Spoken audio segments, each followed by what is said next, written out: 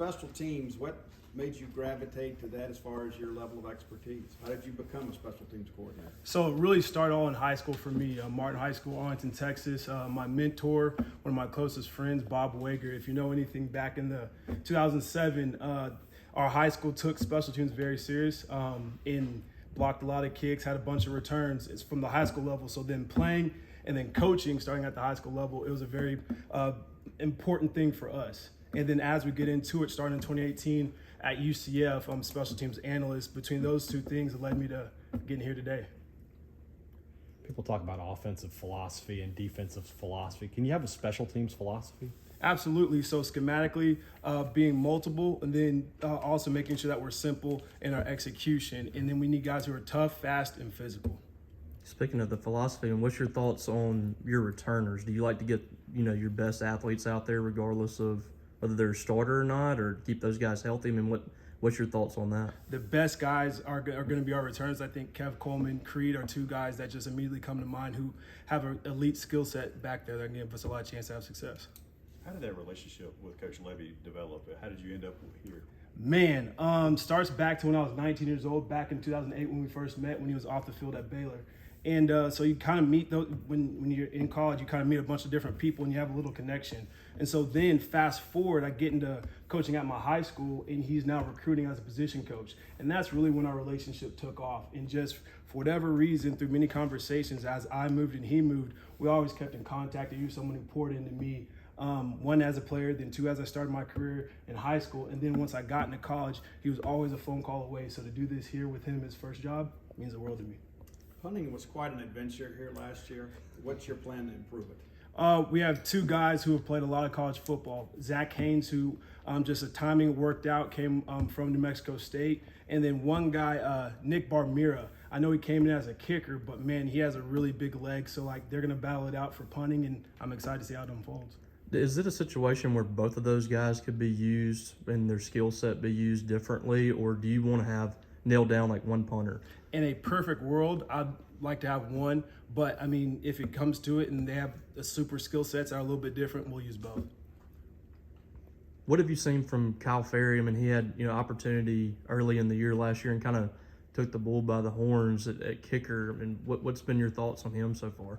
Man, I love Kyle. I know he's out in the Twitter world and loves interacting with all you guys, but the thing I appreciate the most about Kyle is when he's on, he's on. He has a mentality that you want in a specialist. Like, he wants 100,000 people on an away game to kick the game winner. That's who he is, and so it's been really cool as I've gotten to know him the past 7 months to realize that is absolutely in his core, and that's who he is, and he wants to be in that moment and wants that weight on his shoulders. Coach Hupfer was talking about how when you're the special teams coordinator, apart from the quarterbacks, you really got to get to know the whole team, the whole entire team. So, what have just been the challenges being new to the staff that have come with that, and really having everyone with the potential to make an impact on special teams there? It's really not a challenge. It's just been fun. You have to spend intentional time on getting to know guys and meeting them where they're at and asking where they're from and finding something in common just from a human level. So then when it's time to go be coached, that we have some sort of connection. So it hasn't been a challenge, just even from offensive lineman to running back to linebacker to secondary. It's just been fun finding different ways to have conversations to get to know these guys. For most guys on the team, they either come in and want to play offense or they want to play defense or something. How do you get them to buy into special teams, especially when it may be, a lot of these guys' first opportunity to get on the field is special teams? Well, saying exactly that. Whether it's a freshman, whether it's a guy who's battling for a position, letting them know that the first play of the season is going to be a special teams play. You have a chance to impact the game on special teams. And you have guys like JT Gray, who's a captain of the NFL, on special teams. We've had success here, punting, playing special teams in the NFL, and they all started with what they've done here at Mississippi State. Along those lines, too, to kind of measure that up a little bit, there's some schools where everybody plays special teams. It doesn't matter, unless you're the quarterback, you're going to be on special teams. What's kind of your philosophy in that respect? Best guys play, whether you're a four-year starter or whether you're a true freshman. I mean, as of right now, we have access except for Blake. We will not be touching him at all. But everyone else is kind of free game. Coach, with the new rules coming down with the expanded roster, obviously recruiting special teams and kickers and punters is kind of a different deal, where some guys would get PWO offers and some get full offers. With the 105 roster limit and having to give those guys all scholarships, does that make your job more difficult or easier when it comes to recruiting punters and kickers? I think a little bit easier. I think you're able to cast a little bit wider net, and then you're able to get a little bit better player because they are full scholarship player. Now we'll have a little bit more, so I'm excited about that going into this next recruiting cycle. Outside of just playing clean and executing, what ways do you feel like special teams can affect games and change games under your philosophy? It's huge momentum swings, right? And so whether it's blocking a kick or whether it's getting a big return, I just think that it's a truly a one shot, one kill mentality. And so I just think that honing in that, doubling down on that, and being great at teaching the situational piece to our players. I think utilizing all those aspects and just realizing, hey, we got one shot to do this. Let's go execute at a high level. So much of college football now, or all football, and you know this from your position as well, is taking away the return game. Yes. Return opportunities is so rare intentionally. How do you keep your guys involved, saying you never know when your chance will come? I think the biggest thing is showing examples, whether it's NFL film, whether it's different games across the league, is just trying to get them visualize, hey, this team may be a high percentage kick out of the end zone, but look, just that one opportunity, that one shot, that one kill mentality, we always have to be ready. I think that's the biggest thing, just showing as many examples as we can from our league and in the NFL where it shows up.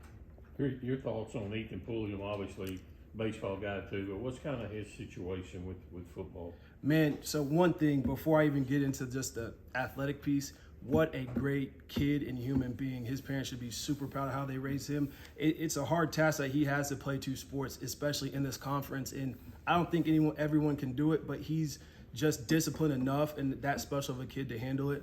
When he's in baseball season, it's baseball, and whenever he can, he'll come over here. When this fall, he'll be with us full time. He has an elite leg now. I mean, I don't know if you guys were there early in the spring game. He hit like a 60-yard punt, and so for the biggest thing for us with Ethan is just getting him reps. That's the only thing is just he's kind of inconsistent right now, which makes sense because he's been focusing on baseball. But this fall, we got to do a really good job of making sure he gets a pretty high rep count. So then whenever his time comes, that he's ready.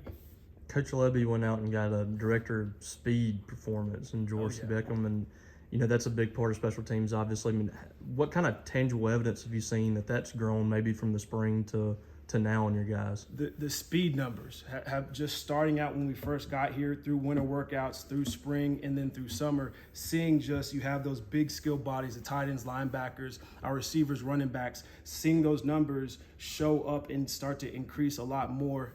It's been huge. They truly are the best I've ever been around, man. So I'm excited for that to then show up on the football field and in particular on teams.